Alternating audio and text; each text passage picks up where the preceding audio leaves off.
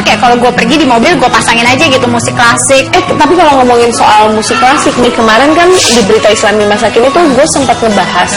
Jadi ternyata kalau untuk musik klasik hasil penelitiannya itu belum ada. Tapi justru kalau kita dengerin murotal Quran, amanah kita dari kandungan, itu bisa menyebabkan anak kita lebih cerdas. Justru yang udah terbukti Al-Quran. Nah kalau Quency sendiri, memang semenjak Quency ada di kandungan, aku membiasakan hampir setiap hari dia mendengarkan musik klasik ataupun suara orang mengaji. Nah itu akhirnya keterusan nih pemirsa, sampai akhirnya Quency lahir. Bahkan sampai sekarang nih, selama Quency tidur, aku selalu memutarkan ayat-ayat Al-Quran dan musik klasik. Ini mumpung kita lagi kumpul bertiga, pas banget gue pengen nanyain, si Bill nih punya bad habit, itu gigit kuku. Jadi kadang-kadang gue suka ngerasa kalah cepet sama dia. Gue pengen potongin kukunya udah habis. Dan selalu, bahkan gurunya selalu ngomong, tolong bilangin ke mamanya ya. Jadi gue selalu dapet surat, nih si Bill selalu gigit kuku. Oke, terus terang awalnya aku cuek dengan kebiasaan si Bill yang suka gigit kuku. Bad habit sangat, tapi lama-lama aku bingung, setelah 5 tahun kok kebiasaan buruk gigit kukunya itu nggak menghilang. Dan yang lebih bahaya, itu akhirnya menular ke Kala. Karena kan yang namanya adiknya kan dia lihat kakaknya suka ngapain. Si Bill sering gigit kuku dan Kala akhirnya sering gigit kuku. Lana, Cia, atau Kia punya bad habit gitu nggak sih? Aduh, itu tuh Alana banget. Jangan sampai Q ya. Q belum sih, Q belum. Lana Jangan. Cia enggak. Oke, Alana. Aku coba untuk ingetin Zaskia. Mungkin dia menganggap ini cuma kebiasaan iseng-iseng aja, tapi ternyata enggak.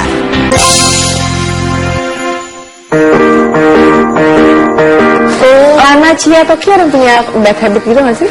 Aduh, itu tuh Alana banget. Jangan sampai Q ya. Q belum sih, Q belum. Lana, Jangan. Cia enggak. Oke, Alana.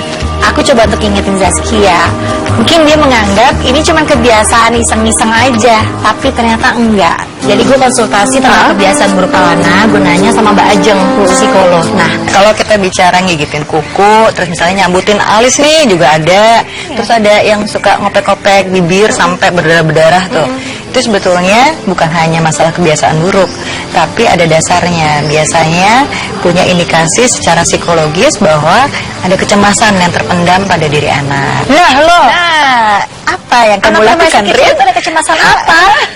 Kecemasan yang biasanya dilakukan oleh mungkin orang tua. Ada tuntutan-tuntutan tertentu nggak buat si kecil kita ini yang kadang-kala membuat dia merasa cemas? Oh my god, jangan-jangan kebiasaan buruk gue adalah marah dulu, protes dulu. Jadi dia lagi nih, stop nggak, jangan gigit kuku. Biasanya takut duluan ya. Iya. Jadi anak nggak bebas untuk bercerita apa yang dia rasain sebenarnya. Berarti ternyata kalau kebiasaan gigit kuku itu, biasanya kan kita kan mikirnya dewasa lah gitu ya, orang gede. Berarti bukan cuma orang gede yang punya masalah, tapi pada anak kecil juga sama ya. Ternyata memiliki ada kecemasan sesuatu yang dia tidak nyaman. Dan itu kan kebiasaan buruk anak-anak macam-macam. Iya banget. Nah itu harus dicari tahu kenapanya. Sekarang Lana masih suka gigit kuku apa enggak? Lana udah enggak, tapi ya butuh waktu ya. Caranya gimana cara supaya dia Keluar nggak dari akhirnya stop? Jadi solusinya gue cari akar permasalahannya apa. Nah setelah gue lihat-lihat nih, akhirnya ketemulah akar permasalahan. Dari lo juga ternyata. Gue. Oke. Jadi gue sadar ternyata selama ini maksud gue yang baik membuat aturan yang tegas terhadap anak-anak, itu kayak terlalu keras. Oh, lo terlalu Ya, strict sama anak terlalu lo sehingga strict. mereka Jadi nggak ngerasa nyaman, iya gigit kuku, itu larinya atau ke situ. kenapa gitu. Padahal kan sebenarnya kan niat kita kan bagus Kita kan. baik. Harus kita sadari kadang hal-hal yang membuat anak berperilaku bertolak belakang tuh nggak hanya dari lingkungannya aja, tapi mungkin dari sisi kita juga. Dan itu yang aku lihat dari diri aku coba lihat lagi ke aku, oh, ternyata seperti itu keadaannya dan itu harus kita rubah. Kalau tadi kan gue baca kan ya bagaimana ngurangin lo gigit kuku dan lain-lain. Tapi kalau lo mungkin lo berarti harus mengurangi ketegasan lo dong ke anak lo. Iya, mungkin kesabaran gue itu emang harus gue latih. Plus ya itu dia, cara ke anak kan nggak sama kayak kita ke orang besar. Kayak ya udah kalau nggak mau ya udah oke nggak usah. Karena anak itu kan melihatnya ke kita kan, kita yang ngebentuk gitu. Nah oke, jadi mungkin sekarang saatnya kita sebagai orang tua nih harus balap-balapan sama anak kita untuk menggunting kukunya. Jangan sampai kukunya panjang sehingga dia punya kesempatan untuk menggigit kuku. aku pernah baca ya di satu artikel juga ada saran dari para orang tua gitu. Udah anaknya kasih ini aja satu hal yang pahit-pahit, misalnya kayak mengkudu cuman diginiin sebentar. Jadi ketika dia mau gigit kuku, dia ngerasa kapok, aduh kok pahit banget ya gitu. Cuman aku kayaknya akan mencoba mencari dulu perasaan cemas, terus dari situ mengalihkan. Kalau emang masih belum berhasil, mungkin itu menjadi titik terakhir aku untuk di tangannya kasih pahit-pahit dikit biar dia agak kapok ketika gini, oh ini pahit banget, jadi dia nggak akan melakukannya lagi. Kalau sekarang emang nggak ada bad habit sama sekali.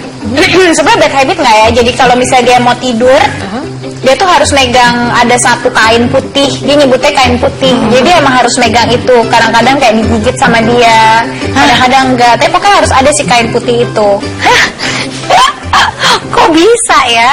Kebiasaan ini emang udah dimulai sejak dia bayi. Jadi ya sampai sekarang udah keterusan deh. Kainnya tuh jadi itu sebenarnya dulu tuh bekas kayak tatakan dia gitu loh, si kain putih itu.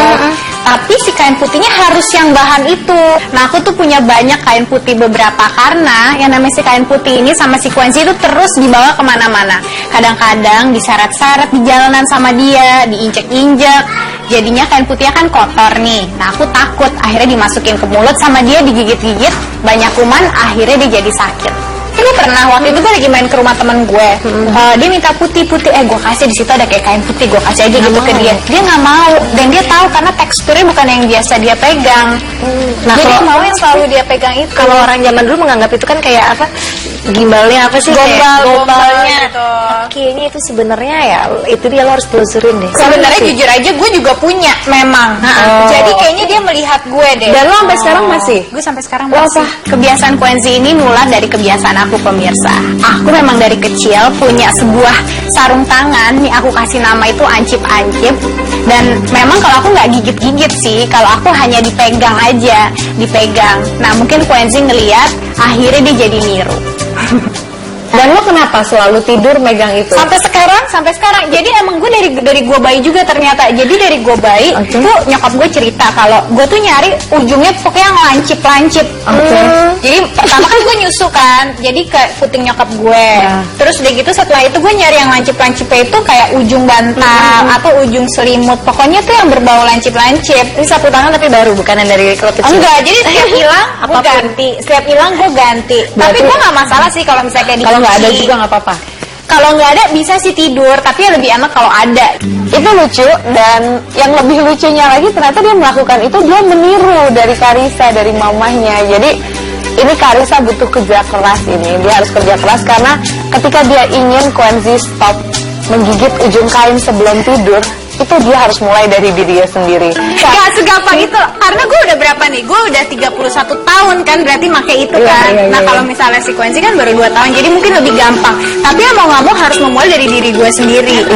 Oke, kalau kita nanya ke Q atau ke anak-anak kan mungkin agak susah. Kenapa sih suka melakukan hal itu? Nah karena lu juga melakukan itu, jadi kayak lo harus menjelaskan dengan jelas kenapa lo tidur harus megang barang lancip itu. Nah iya tuh bisa. Nah, di sana aja gue sebutnya itu karena bentuknya lancip, jadi gue sebutnya ancip-ancip. Jadi Kenapa? Apa yang lo rasakan ketika lo Gak megang tahu ya, barang lancip? gue ngerasa kayak nyaman aja, nyaman, terus kayak tenang. Apalagi kalau pada saat kayak gue mungkin lagi ada suatu masalah, tuh pasti gue tanpa sadari, gue megang itu tuh kayak yang kayak sambil mikir-mikir. Jadi ketika aku mau tidur, ketika aku lagi memikirkan sesuatu, tanpa aku sadari aku cari adalah si ancip-ancip itu. Tapi ya emang yang namanya anak itu kan punya comforters. Nah, comforters ini itu objek ataupun aktivitas yang membuat anak merasa nyaman. Jadi mungkin memang karena Q itu kan masih kecil, kemampuan dia untuk bersosialisasi itu belum sangat baik. Jadi dia suka mencari objek ataupun pelarian lain yang bisa membuat dia merasa nyaman kalau lagi kesepian.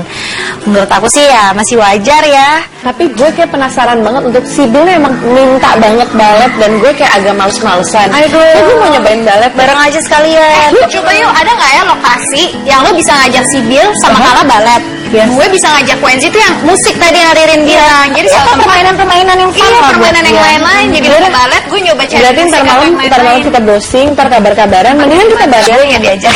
Lo ketemu dengan psikolog aja, lo berkonsultasi lagi pengen dan infonya kasih ke kita. Oke, sekarang nggak pikir 2 kali, mumpung anaknya lagi semangat banget mau ikut balet.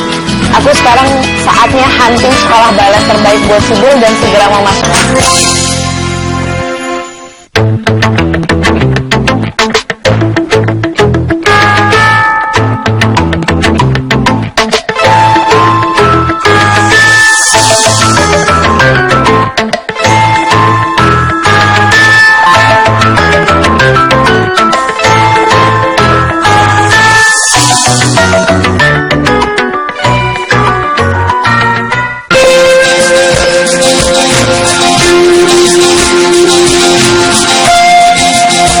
hari ini aku janjian sama Karissa karena si Kala sama Kenzi mau playdate. Tapi sebelum ketemu Karissa, aku sempetin mampir karena si Bill nih mau banget ikut kelas balet. Oke, sekarang gak pikir dua kali, mumpung anaknya lagi semangat banget mau ikut balet, aku sekarang saatnya hunting sekolah balet terbaik buat si Bill dan segera memasukkan, karena mumpung anaknya juga lagi ada minat di situ dan kegiatan itu punya efek yang sangat baik untuk perkembangannya si Bill. Nah, sekarang aku mau nanya soal balet lebih dalam lagi. Jadi kalau balet itu sebenarnya 1 minggu itu idealnya anak ikut berapa kali? Biasanya sih disarankan seminggu 2 kali supaya mereka tahu rutinitas di balet itu gimana, karena dia per kelas pastinya ada kayak openingnya, terus kemudian stretchingnya, ada gamesnya juga dan materi yang pasti diberikan hari itu. Kalau balet di sini tuh bisa dari usia berapa sampai berapa? Oke. Kelasnya sama apa enggak? Ya. Kebetulan untuk balet sendiri kita mulai dari umur 2 tahun, itu namanya kelas baby ballet. Untuk kelas baby balletnya sendiri itu adalah kelas yang mungkin bisa dibilang untuk memulai pengenalan balet, di mana dia diajarkan body position balet, kemudian bagaimana cara membentuk kaki menjadi poin. Jadi kalau yang akademik itu dimulai dari usia 5 tahun.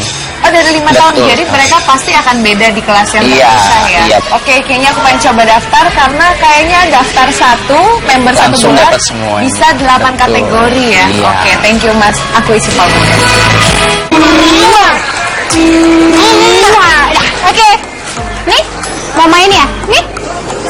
Bye sayang. Q udah nyampe duluan. Hai Kar. Hai sayang. Gue abis daftar balet tadi. Apa kabar? Gue main sama si Quenzi dari tadi. Senang banget tuh. Tuh, kamu mau main? Tadi ke balet, dia balet dia belum tertarik, mungkin masih kekecilan. Jadi gue daftar buat si Bill tadi. Udah daftar tapi? Udah tuh daftar. Dan dia daftar gimnastik biasa kan. Kamu mau main ini aja, main presotan? Nggak mau main Mau mandi main bola apa? ya? Mandi bola, kita main ke mandi bola yuk. Oke. Heboh kamu kesana. Yuk, lari yuk. Oh iya dah, gue ke mandi bola ya. Ya udah oke, nanti gue susurin ke sana. Iya. Dah. Ayo, iya mama.